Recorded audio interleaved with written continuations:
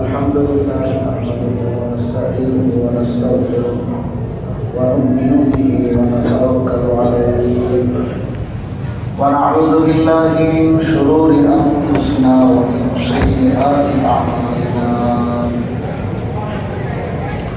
ونعوذ بالله من شرور أنفسنا ومن سيئات أعمالنا ونعوذ بالله من شرور أنفسنا ومن سيئات أعمالنا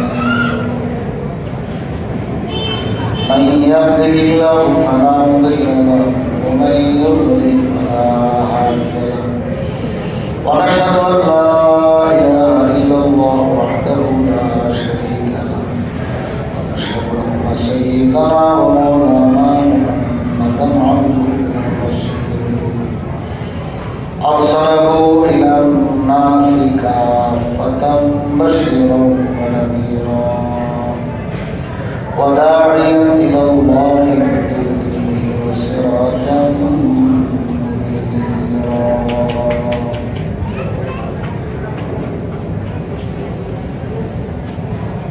أما بعد فعن عمر بن الحكم الأنصاري قال سألته هل صلى رسول الله صلى الله عليه وسلم في مسجد الفتح الذي يقال له مسجد الأحزاب قال لم يصل فيه ولكنه دعا وكان من دعائه أن قال اللهم لك الحمد لا هادي لمن أضللت ولا مضل لمن هديت ولا مهين لمن أكرمت ولا مكرم لمن أحببت ولا ناصر لمن خذلت ولا خاذل لمن نصرت ولا معز لمن أذللت ولا مذل لمن أعززت ولا رازق لمن حرمت ولا حارم لمن رزقت ولا مانع لما أعطيت ولا معطي لما منعت ولا رافع لمن خفضت ولا ساتر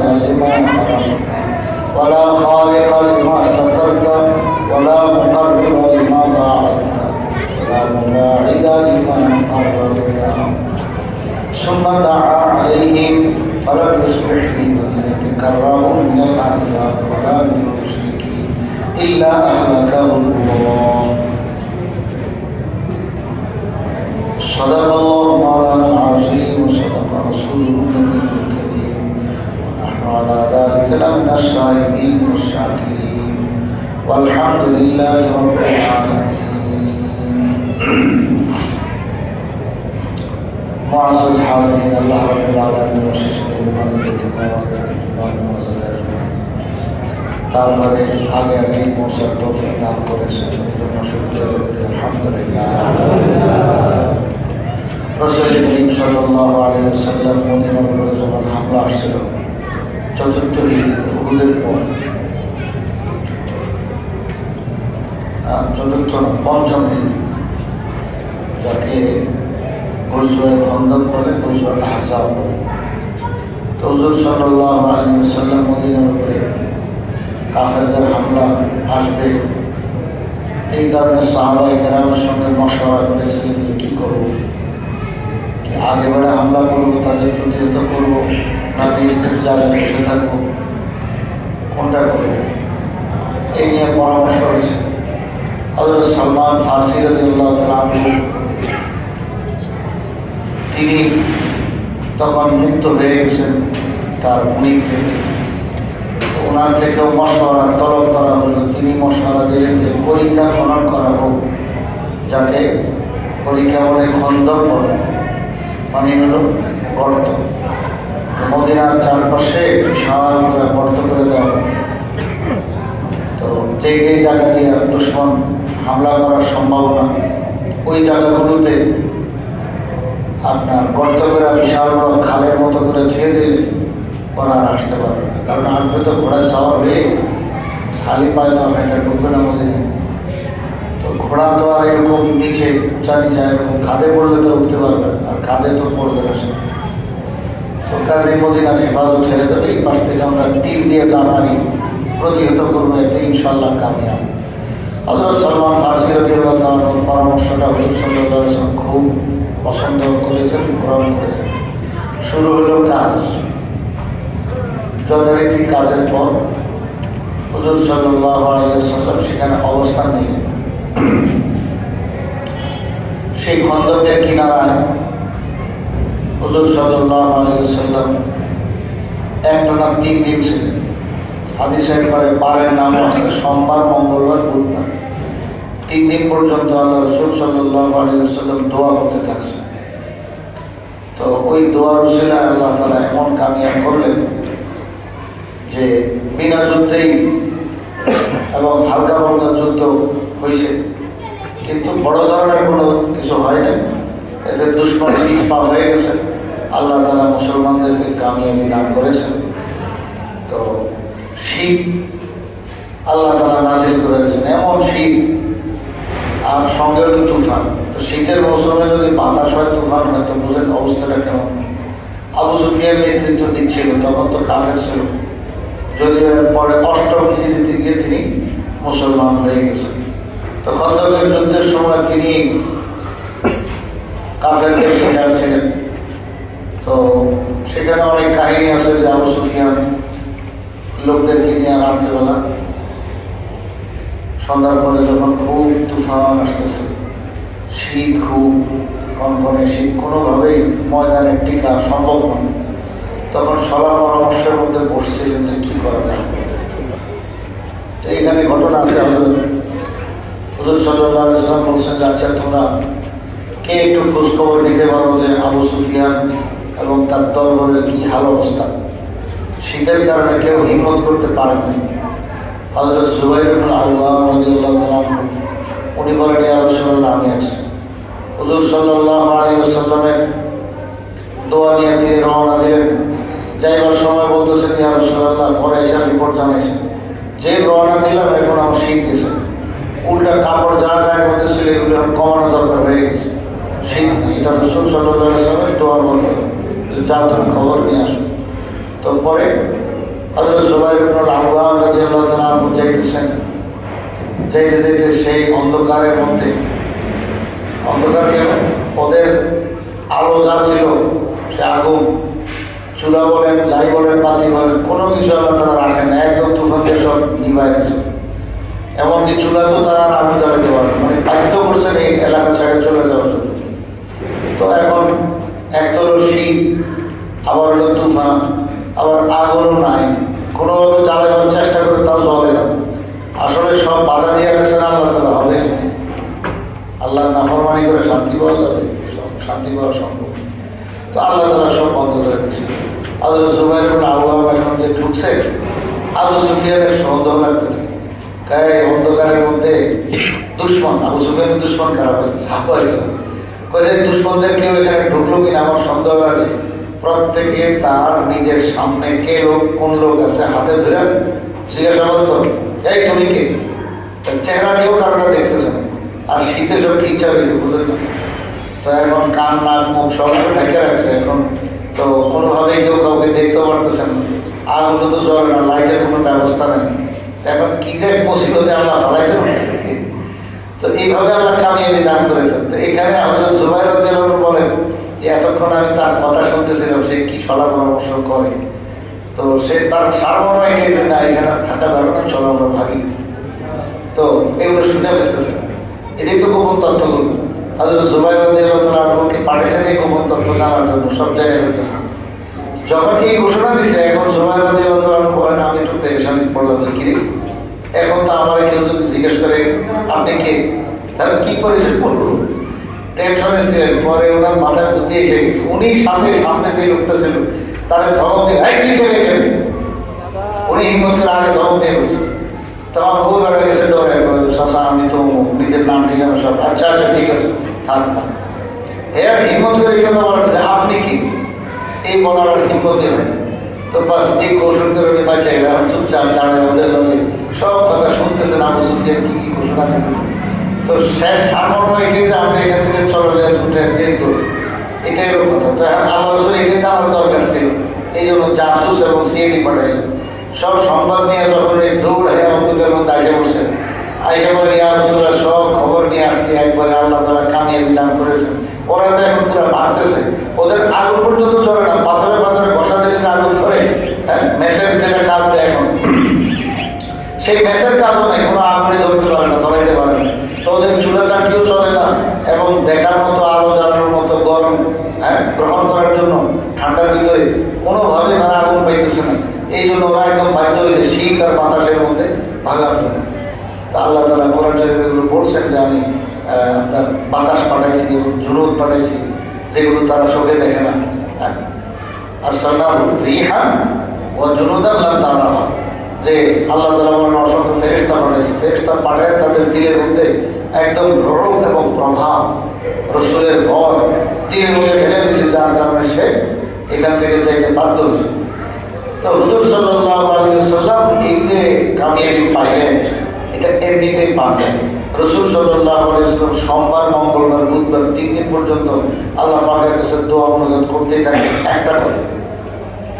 ওই মসজিদে যেই জায়গায় দোয়া করেছেন সেই মসজিদের নাম মসজিদুল ফাতহ, মাসাজিদ সাবআ বলে, আল মাসাজিদ সাবআ।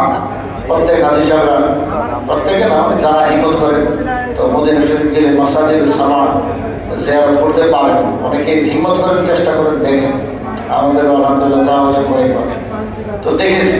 এবং সেখানে বর্তমানে সরকারি মসজিদ আরেকটা নতুন করে করছে বিশাল আকারে। তো ওগুলো স্মৃতিস্বরূপ রেখে দিচ্ছে, এখনো আছে। ইনশাআল্লাহ আশা করা যায় কিয়ামত পর্যন্ত এগুলো থাকবে, ছোট ছোট মসজিদ।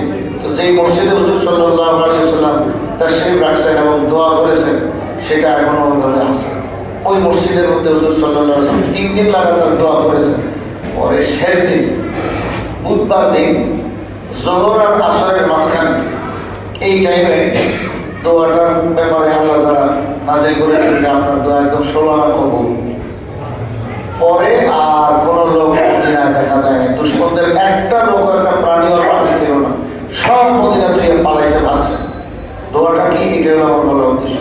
বড় আজীব দোয়া, করুন দোয়া। আল্লাহ রসুল বিপদের সময়, মুসিবতের সময় এই দোয়াগুলো করেছেন, যে কাফেররা যখন একদম চড়াও হয়েছে মুসলমানদের উপরে, কি দোয়া করেছেন? অনেকগুলো বাক্য বলেছেন, 17টার মতো, 17টা, একটা দুটা না, 17। কি বলছেন? আল্লাহুম্মা লাকাল হামদু লা হাদিয়া লিমান আযলালতা ওয়া লা মুদিল্লা লিমান হাদাইতা। আল্লাহ, তোমারই জন্য সমস্ত প্রশংসা। দেখেন, বিপদে এবং সুখে আর দুঃখে দুটো অবস্থায় আল্লাহর জন্য প্রশংসা করা, এটা আল্লাহ তাআলা কোরআন শরীফে অনেক প্রশংসা করেছেন। হাদিস শরীফে আছে, হাদিস শরীফে এই কথা বলছেন যে একবারে যারা সুখে এবং দুঃখে সর্বদা আল্লাহকে স্মরণ করে, আল্লাহর প্রশংসাতে মশগুল থাকে, তারা হাশরের ময়দানে জান্নাতে যাওয়ার যে কাতার হবে, প্রথম কাতারের চান্স পাবে। একদম সর্বপ্রথম যেই কাতারটা জান্নাতে ঢুকবে, ওই কাতারে সুযোগ পাবে কারা? যারা ইয়াহমাদুন আল্লাযীনা ইয়াহমাদুনাল্লাহা ফিস-সাররাই ওয়াদ-দাররাই, যারা সুখে এবং দুঃখে সর্বদাই আল্লাহ পাকের প্রশংসায় মশগুল থাকে। এইটা হলো আল্লাহ রাসূল সাল্লাল্লাহু আলাইহি ওয়াসাল্লাম ওয়াদা করে গেছেন।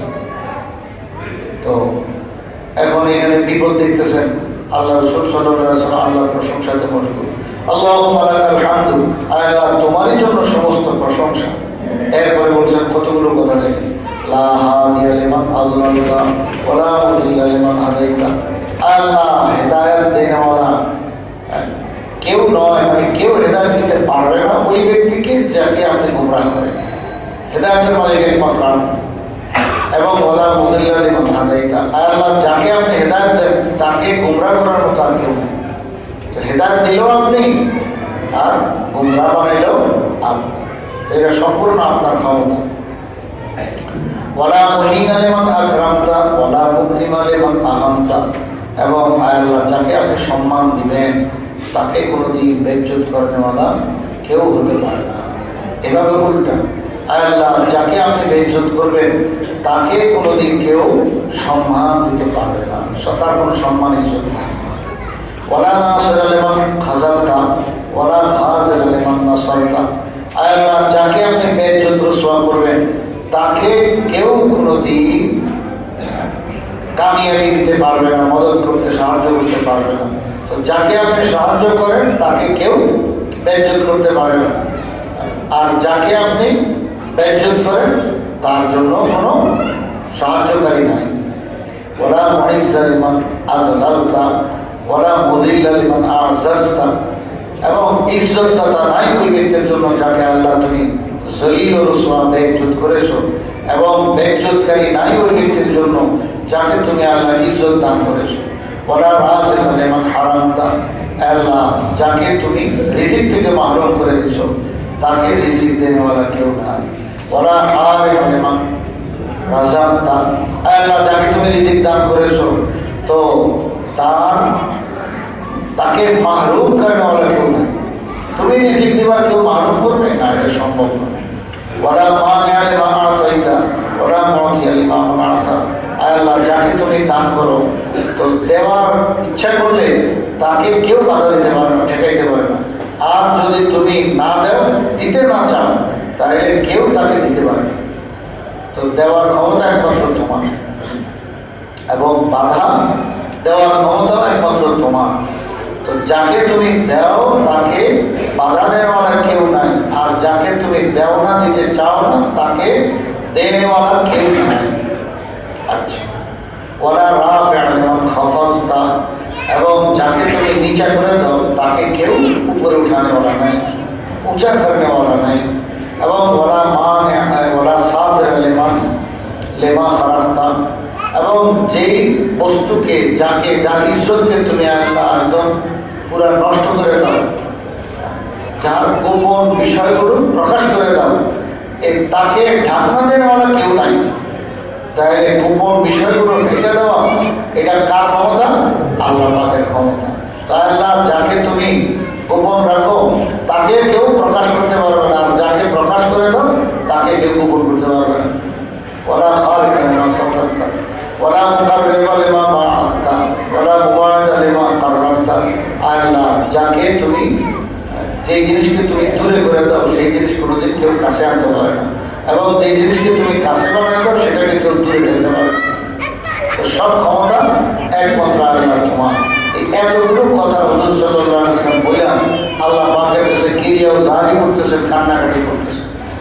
হযরত জাবের রাদিয়াল্লাহু তাআলা বলেন যে এই দোয়াটা তো আল্লাহ তাআলা সোমবার মঙ্গলবার রাসূল সাল্লাল্লাহু আলাইহি ওয়াসাল্লাম আল্লাহর কাছে সোমবার মঙ্গলবার বুধবার 3 দিন করেছেন, কিন্তু ফাস্তুজিবা লাহু ইয়াওমাল আরবিআ বাইনা যুহরি ওয়াল আসর, বুধবার যোহর আর আসরের মাঝখানে এই সুসংবাদ আসছে যে আপনার দোয়া কবুল। ফাউরিফাল বিশরু ফি ওয়াজহিহি সাল্লাল্লাহু আলাইহি ওয়াসাল্লাম, রাসূলুল্লাহ সাল্লাল্লাহু আলাইহি ওয়াসাল্লামের চেহারাতে একদম পুরা খুশি আলামত দেখা গেছে, খুশি হয়ে গেছে। রাসূল হাসান উজ্জ্বল চেহারাওয়ালা হয়ে গেছেন, হাসতেছেন, খুব খুশি হয়ে গেছে, দোয়া কবুল হয়েছে। এটা শুনেন হযরত জাবের বলেন, قال জাবের ফালাম ইয়ানজিল বি আমরুন মুহিম্মুন গালিযুন ইল্লা তাওয়াখাইতু তিলকা সাআতা ফাআদউ ফিহা ফাআরিফুল ইজাবাতা। আমার উপরে হযরত জাবের বলেন, আমার উপরে যে কোনো ধরনের পেরেশানি আসলে পরে যখন আমি এই দোয়া পড়া শুরু করে দিই, তামাম সমস্ত পেরেশানি একদম দূর হয়ে গেছে, কেটে গেছে। দোয়া করলে আমি দেখি যে সব পেরেশানি দূর। কি আজীব দোয়া, সুবহানাল্লাহ।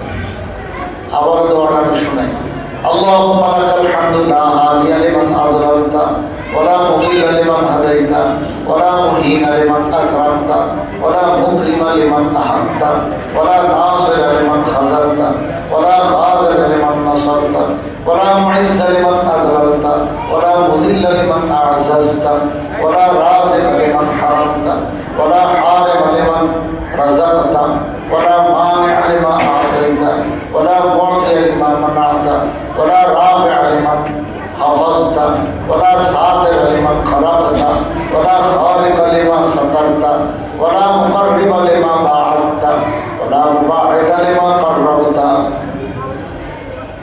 সুবহানাল্লাহ। জাবের না, এখানে হলো ওমর ইবনুল হাকাম আল আনসারী রাদিয়াল্লাহু তাআলা আনহু থেকে বর্ণিত। তিনি বলেন যে সুম্মা দাআ আলাইহিম, রাসূল সাল্লাল্লাহু আলাইহি ওয়াসাল্লাম দুশমনদের ব্যাপারে বদদোয়া করেছেন। এগুলি তো আল্লাহ পাকের প্রশংসা যে আল্লাহ সব কুদরত তোমার হাতে, আল্লাহ এই দুশমনরা আমাদের মদিনার উপরে হামলা করতে চায়, তাদেরকে তুমি খতম করে দাও।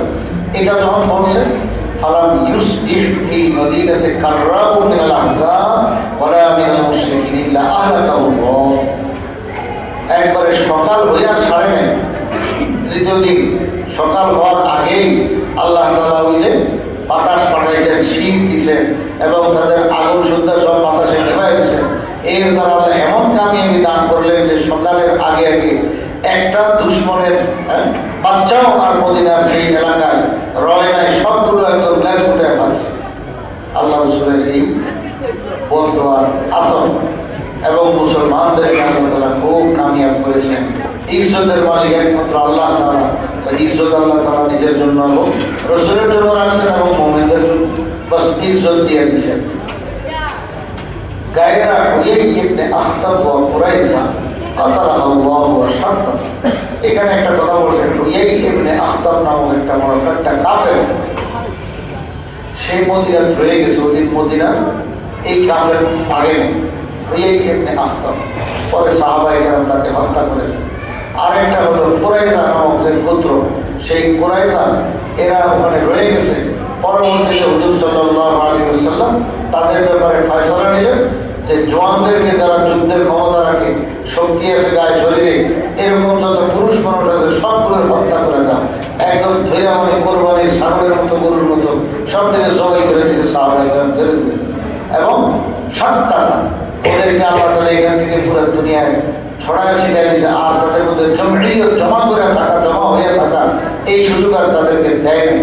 তো আল্লাহ তাআলা ওখান থেকে মেয়ে লোকদেরকে, ছোট বাচ্চাদেরকে সব ভাগায় দিয়েছেন রাসূল সাল্লাল্লাহু আলাইহি ওয়াসাল্লামের অর্ডারে।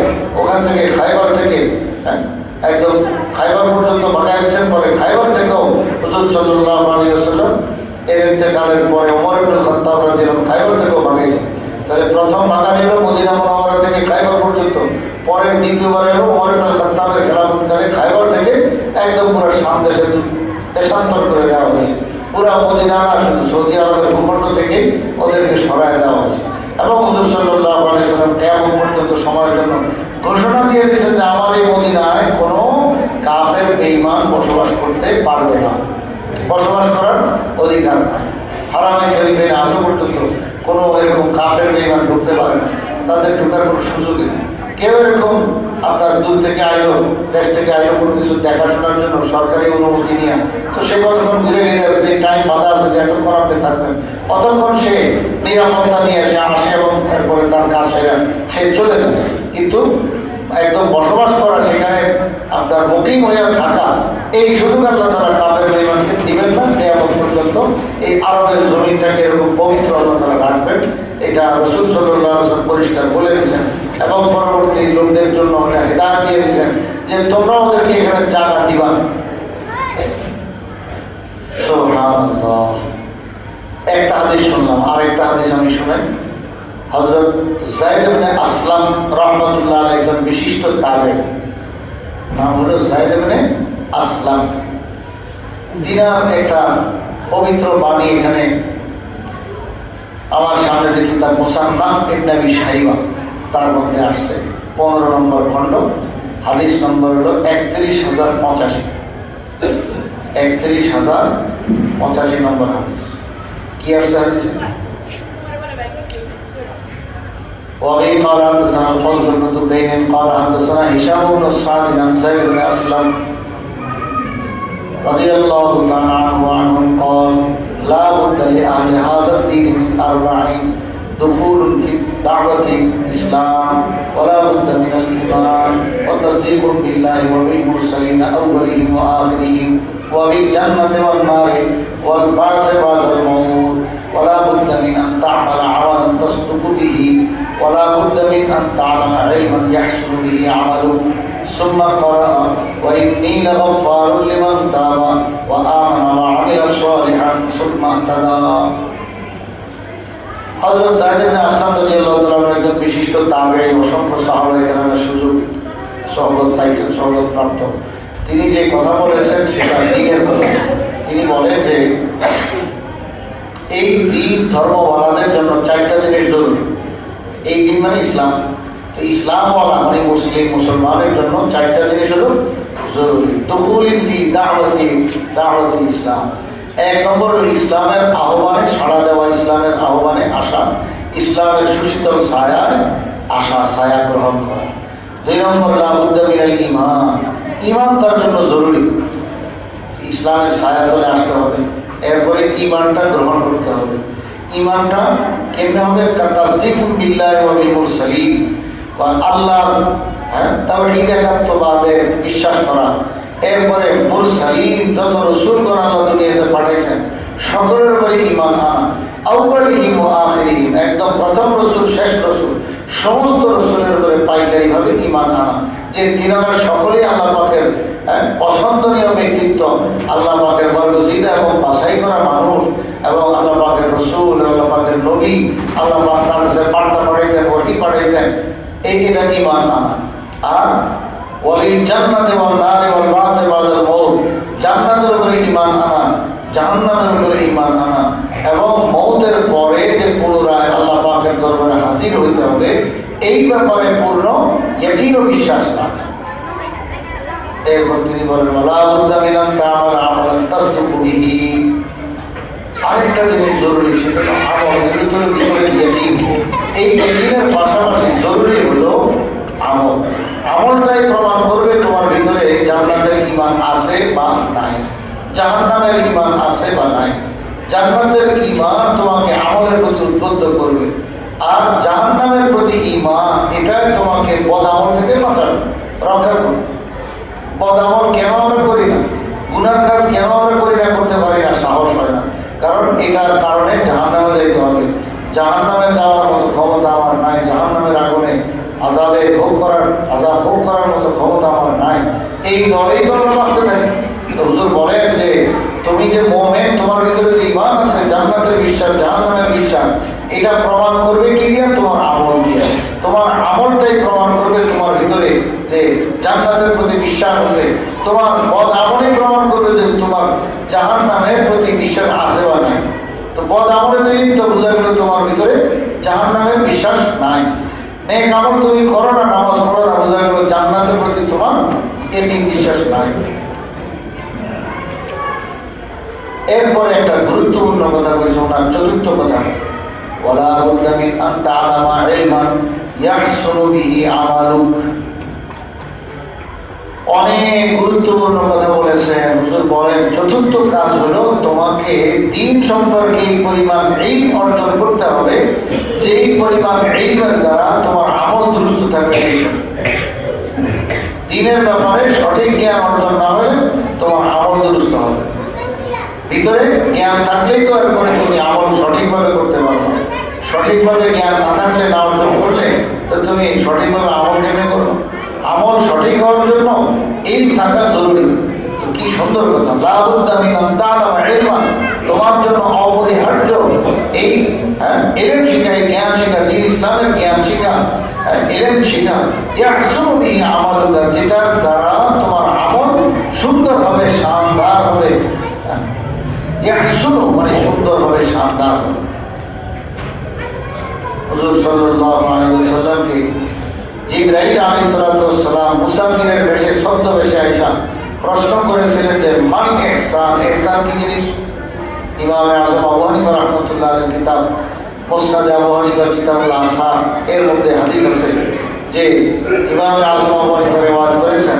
এখানে হুজুর সাল্লাল্লাহু আলাইহি ওয়াসাল্লাম উত্তর দিয়েছেন যে আনতামারা লিল্লাহি কাআন্নাকা তারা, যে ইহসান হলো মানে সুন্দর করা। ইহসানের শাব্দিক অর্থ হলো সুন্দর করা।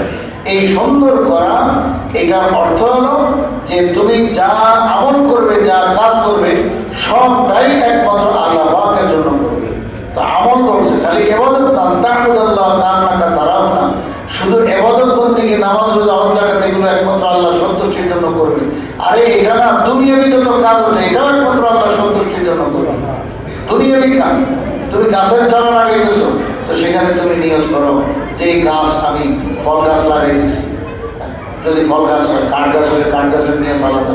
তো ফল গাছ লাগাইতেছো, নিয়ত করো যে এই গাছটা বড় হলে ফল ধরবে, তো আল্লাহ বান্দারা খাবে, তো আমি সব পাবো। হুজুর সাল্লাল্লাহু আলাইহি ওয়াসাল্লাম বলেছেন যে ব্যক্তি কোনো একটা গাছ লাগাইবে,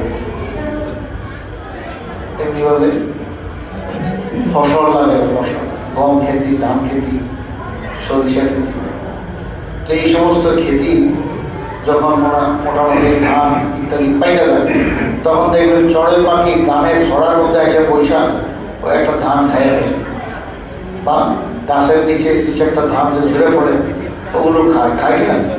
আরো কত ধরনের পোকামাকড় আছে, কীট পতঙ্গ আছে, এগুলো এসে খায়।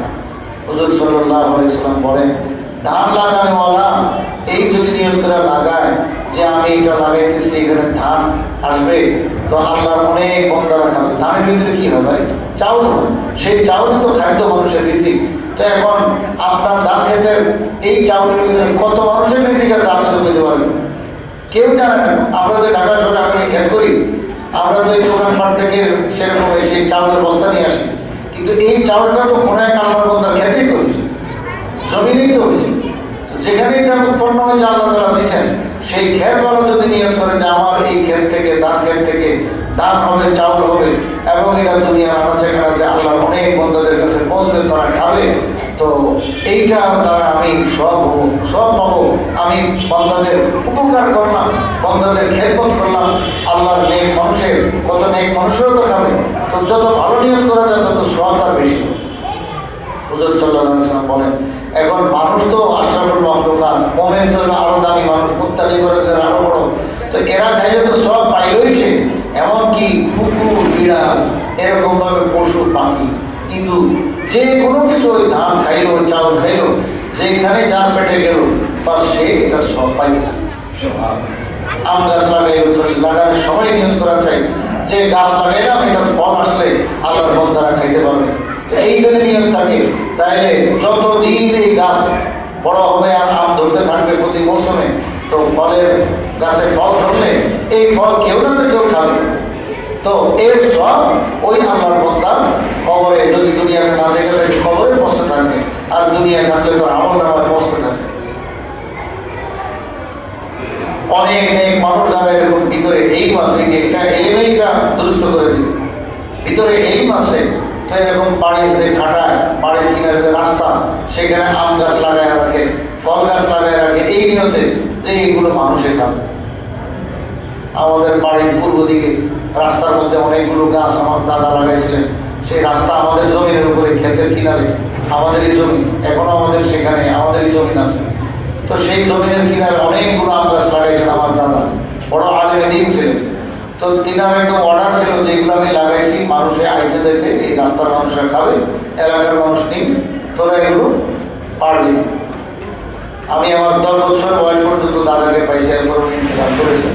এই 10 বছর বয়সেও আমি এগুলো কিছু হেদায়ত ওনার সরাসরি জবান থেকে শুনেছি, আর আমার দাদির কাছে অনেক শুনেছি। আমার দাদি মারা গেছেন বেশ আপনার মাত্র 20 বছর আগে। আমার দাদিকে অনেক পাইছি আমি, আলহামদুলিল্লাহ। তো ওনার কাছে এই কথাগুলো খুব শুনতাম। তো এগুলো ছোটবেলা থেকে ঘরে এগুলো শিক্ষা পেয়ে গেছে যে ওগুলো পারা যাবে না। কি জন্য? মানুষে আসতে যাইতে রাস্তার নিচে যা পড়ে, বা কেউ ইটা মেয়েরা কেউ খাইয়ে দেব, বা সেগুলো মানুষের জন্য। হ্যাঁ, একবারে মৌসুম যখন শেষ, আম পাইকে গেছে, তখন যাই আমাদের ঘরওয়ালারা, বাড়িওয়ালারা, আমাদের লোকেরা যাই দেখতো কিছু আম আসে গেল, তখন কিছু পারত। আর নাহলে এগুলো বেশিরভাগ এইভাবেই চলত। তো এটা কেন উনি করে গেছেন? সোয়াবের আশা। এবং কত মানুষদের আমার দাদাকে দোয়া দিতেন, সেই ভাষাগুলো এখনো আমার স্মরণ আছে। অনেক আদিবাসী ভাষায় মানুষ দোয়া দিতেন। এক লোক ছিল আমার পাশের বাড়ি, সেই লোক দুপুরবেলা এরকম ধান কাটার মৌসুমে ধান কেটে কৃষক মানুষ ছিলেন। এখন ওই বেচারাও এখন নাই, উনি মারা গেছেন। তো উনি এই গাছের নিচে এসে একটু আশ্রয় দুপুরবেলা রোদের মধ্যে ছায়া চালে চুপচাপ বসে রয়েছেন। হঠাৎ করে উনি গাছের দিকে তাকাইছেন বলে একটা আম দেখলেন। তখন কিন্তু আমের মৌসুম শেষ, আর যা পাড়ার পরেও সব শেষ। একটা আম ওনার নজরে পড়লো নিচের থেকে অনেক উপরে, গাছটা অনেক উঁচা, তো অনেক উপর পর্যন্ত নজর গেল। ওখানে দেখা যায় একটা আম জ্বলতেছে পাকা। আর ওই সময় আমাদের এই ছোটবেলার আম, তখন পোকা মাকড় আমরা দেখিনি। এখন তো আম আমাদের বদামলের কারণে গাঁও গ্রামে আমের অবস্থা এত খারাপ যে এগুলো পোকা মাকড়ে খাইয়া নষ্ট করে ফেলে। আপনার পাকলেও সেই আম খাওয়া যায় না, সবটা কুটলে কাটলে ওই দায়ের নিচে, বডির নিচে সব পড়ে থাকে। কি ভাই, ঠিক না অবস্থাটা? তো ওই সময় কিন্তু এরকম ছিল না। তো একদম পুরা একটা আম পুরাটাই বস খাওয়ার মতো, কোনো পোকা মাকড় নেই। ওই আল্লাহর বন্দা এটা দেখে লোক সামালতে পারেনি। তো সেও জানতো যে এগুলো আমার দাদার গাছ, তো লাগাই রাখছে পাইকারি যে খায় খান। তো পরে সে গাছে উঠা আমরা পার্সেল পাইয়া সেটারে এই দুপুরবেলায় রোদের মধ্যে খুব মজা করে গেছে, পাকা খুব রস ভরা। তো খাইয়া খুব তৃপ্তি পাই। পরে আমার লোকে দেখা যখন হলো, আমি তো ছোট ছিলাম, সে বাড়ি থেকে বাইরেছি, রাস্তায় বাইরেছি, পরে সেই লোক আমার বয়স হল, তো দাদা এই গাছ লাগায় রাখছে, মানুষে খায়, আমরা বহু খাইছি। আজকে একটা আম, আমি এই ঘটনা বলবো যে গাছতলায় আমি বসা ছিলাম, শোয়া ছিলাম, একটু খুব ক্লান্তির কারণে। পরে হঠাৎ আম নজর করলো, গাছে উঠলাম, পাড়লাম, পরে খাইলাম। বিশ্বাস করবো আমার তো বাতিজা, আমার কলিজাটা একদম সরল হয়ে গেছে।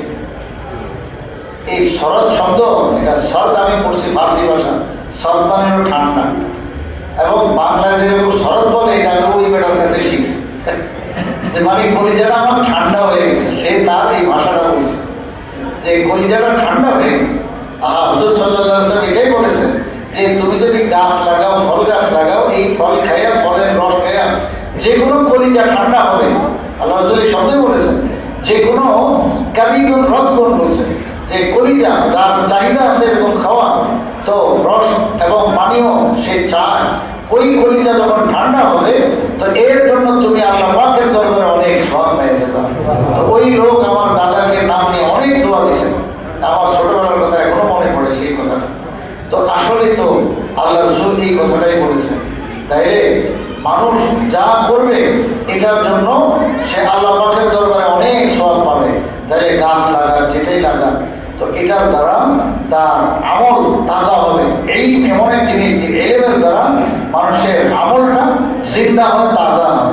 এলেম ছাড়া, সঠিক জ্ঞান ছাড়া তার আমল জিন্দা হয় না, তাজা হয় না। এটা আপনার দুর্বল থাকে এবং বেজান থাকে, মরা মরা থাকে। তো ওই যে বলতেছিলাম যে যে তুমি যে কোনো কাজ করবে, আরে গাছ লাগাও, ফল গাছ লাগাও, ফুল গাছ লাগাও, যেটাই লাগাও, ওটাও তুমি এই নিয়তে করো যেন আল্লাহ তাআলাকে তুমি দেখতেছো, আল্লাহকে সন্তুষ্ট করার জন্য তুমি করো। তো আল্লাহকে সন্তুষ্টের জন্য করো, আল্লাহকে সন্তুষ্ট করার জন্য তুমি কাজটা করো, এটাই হইল ইহসান, এটাই হলো সুন্দর করা।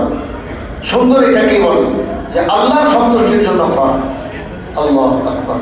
তো হযরত যায়েদ ইবনে আসলাম রাদিয়াল্লাহু তাআলা বললেন যে লা বুদ্দা মিন আন তা'লামা ইলমান ইয়াহসুনু বিহি আমালুকা, যে তোমার জন্য জরুরি হলো হে মুসলমান, হে মুসলিম, এমন ইলম শিখা যে ইলমের দ্বারা তোমার আমলটা দুরুস্ত হয়ে যায়, তোমার আমলটা সঠিক হয়ে যায়। দ্বীনের সঠিক জ্ঞান যেটুকু থাকবে ওইটুকুর আমল এটা বড় তাজা হবে, বড় জিন্দা হবে। আর যে সম্পর্কে তোমার এই পাইতো সেখানে করবাই বা কিছু তুমি। এই জন্য তলাবুল ইলমের ফরিদতুন আলা কুল্লি মুসলিম, আল্লাহ রাসূল বলেছেন প্রত্যেক মুসলমানের জন্য ইলম দ্বীন শিখা এটা ফরজ। তো এখন যে যে লাইনে থাকে সেই লাইনের জ্ঞান অর্জন করা, সেই ইলম অর্জন করা, এইটুকু তো ফরজে আইন, একবারে তার জন্য অপরিহার্য। আর বড় আলিম দ্বীন হওয়া সেটা হলো ফরজে কিফায়া, সেটা সবার ভাগ্যে হবে না। কিন্তু কিছু মানুষ না হলে তো দুনিয়াও চলবে না। আল্লাহ রাসূল সাল্লাল্লাহু আলাইহি ওয়াসাল্লামের যুগ থেকে আজও পর্যন্ত এইভাবে প্রত্যেক সমাজে কিছু না কিছু আলিম দ্বীন আছেন। তারা না থাকলে দ্বীন শরীয়তের ধারক বাহক কারা করবে, দ্বীন শরীয়তের মাসলা মাসাইল কারা জানবে, তারা যদি না থাকেন। এবং মানুষের জরুরত হলে কাদের কাছে জিজ্ঞেস করবে, দুনিয়া তাহলে অন্ধকারে ছেয়ে যাবে। এই জন্য এই হলো আলো নূর, এটা আসলেই অন্ধকার দূর হয়। জাহালাতের এবং মূর্খতা এবং অজ্ঞতার অন্ধকার যেটা আছে সেটা দূর হয়ে যায়। তো অনেক গুরুত্বপূর্ণ কথা বলছেন যে লা বুদ্দা মিন আন তা'লামা ইলমান ইয়াহসুনু বিহি আমালু, যে তোমার এই পরিমাণ ইলম থাকতে হবে যেটার দ্বারা তোমার আমল দুরুস্ত হয়ে যায়, আমল সুন্দর হয়ে যায়, আমল শানদার হয়ে যায়, বড় আজিমুশ শান হয়ে যায়। ইলম ছাড়া তোমার এই আমল দুরুস্ত হবে না। সুম্মা ক্বারা ওয়া ইন্নী লাগাফফারুন লিমান তাবা ওয়া আমানা ওয়া আমিলা সালিহান সুম্মা ইহতাদা। হযরত যায়েদ ইবনে আসলাম রাদিয়াল্লাহু তাআলা আনহু প্রমাণ হিসাবে, দলিল হিসাবে কোরআন শরীফের সূরা তাহার ৮২ নম্বর আয়াতের একটা অংশ তিনি তেলাওয়াত করলেন। কি? ওয়া ইন্নী লাগাফফারুন লিমান তাবা। হযরত যায়েদ ইবনে আসলাম বলেন যে কোরআন শরীফে আল্লাহ তাআলা যে কথাটা বলেছেন সেটা তুমি স্মরণ করো। আয়াতটা কি? যে আল্লাহ রাব্বুল আলামিন বলেন আমি বহুত বড় ক্ষমাশীল, লাগাফফার, অনেক বড় ক্ষমাকারী। কার জন্য? লিমান তাবা, যে তওবা করেছে।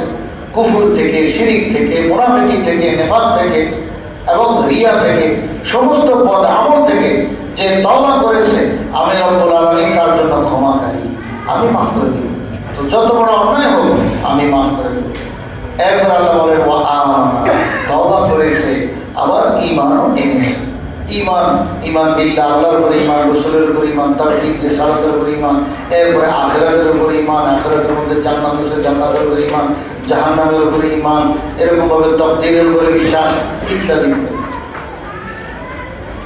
ওয়া আমিলা সালিহান, ঈমানও আছে, এরপরে নেক আমল করেছে। আমিলা সালিহান, নেক আমল বলতে দ্বীন শরীয়তে আমাদেরকে যেভাবে চলার জন্য বলেছেন ওইভাবে চলা। এখন দ্বীন শরীয়তের মধ্যে একবারে সবচেয়ে বড় প্রধান আমল হলো নামাজ পড়া। একজন মুসলমানের সবচেয়ে বড় আমল হলো নামাজ পড়া। সাহাবায়ে কেরাম, এই হাদিসে, এই মুসান্নাফের মধ্যে এই 15 নম্বর খণ্ডে একটা হাদিস আছে।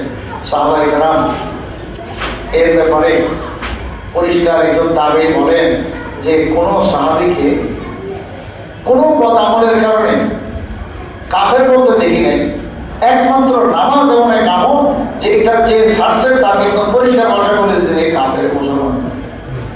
দেখছেন? তাইলে আমরা নামাজ ছেড়া, নামাজ না পড়ে যে মুসলমান দাবি করি, আমার ঈমানের কি অবস্থা? স্পষ্ট ভাষায় সাহাবীরা বলে দিতেন যে মুসলমান, এবং হুজুর সাল্লাল্লাহু আলাইহি ওয়াসাল্লাম বলে দিয়েছেন ঈমান আর কুফর এই দুইটার মাঝখানে ব্যবধানে হলো নামাজ। এখন যে মুমিন সে নামাজ পড়ে, যে কাফের সে নামাজ পড়ে না। তো নামাজটাই হলো মাপকাঠি মেয়ার। তো পুরা ইসলামের যত আমল আছে এগুলো সব হলো তার নিচে, কিন্তু সবার আগে হলো ঈমানের পর নামাজ। আর এটা দৈনিক ঘুরে আসতেছে 5 বার, তো 5 বারই পরীক্ষা হয়ে যেতেছে সে নেক আমল করে কিনা। তাহলে ওয়া আমিলা সালিহান, নেক আমল করা, এর মধ্যে নামাজটা হলো 1 নম্বর সবার আগে।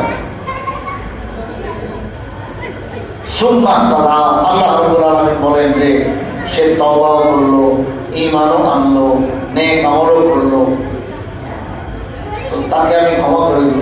সঙ্গে একটা কথা বলে সুন্নাহ তারা, যে এরপরে সে কি হলো? হেদায়েত প্রাপ্ত হলো। কি অর্থ এটা? হেদায়েত প্রাপ্ত, সুন্নাহ তারা। এটার অর্থ আল্লামা ইবনে কাসির রাহমাতুল্লাহ আলাইহি তাফসীর ইবনে কাসিরে বলে দিয়েছেন পরিষ্কার, যে এটার অর্থ হলো সে আহলুস সুন্নাত ওয়াল জামাতের তরিকার উপরে ঠিকঠাক মতো রয়েছে। তাহলে তওবা কইরা, ঈমান আইনা, নেক আমল কইরা একদম সিরাতে মুস্তাকিমের উপরে আহলুস সুন্নাত ওয়াল জামাতের রাস্তার উপরে সে অটল অবিচল রয়েছে, থাকছে। বাস তাইলে এমন ব্যক্তির জন্য আমি রব্বুল আলামিন হলাম গফফার, তার সমস্ত গুনাহ আমি মাফ করে দিই। কোরআন শরীফে আল্লাহ তাআলা আয়াতে বলেছেন ইয়াউমা তাবিয়াদ্দু উজুহুম ওয়া তাসওয়াদ্দু উজুহ, যে ওই দিন, কিয়ামতের দিন এমন দিন হবে যে দিন কিছু চেহারা হবে উজ্জ্বল আর কিছু চেহারা হবে কালো। আল্লাহু আকবার। ওয়া আম্মাল্লাযীনা ইয়াবদাত উজুহুম ফাফি রাহমাতিল্লাহ, যাদের চেহারা হবে উজ্জ্বল তারা আল্লাহর রহমতের ভিতরে জান্নাতে থাকবে।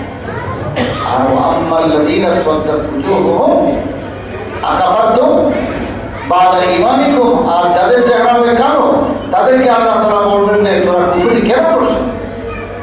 আকাফারতুম বাদা ঈমানিকুম, ঠিক আছে? হ্যাঁ, যে ঈমান লওয়ার পরে তোরা বেঈমানি করছো, কুফরি করছো, কুফরিতে লিপ্ত হয়ে গেছো, যা এখন জাহান্নামে যায় মজা বুঝবে।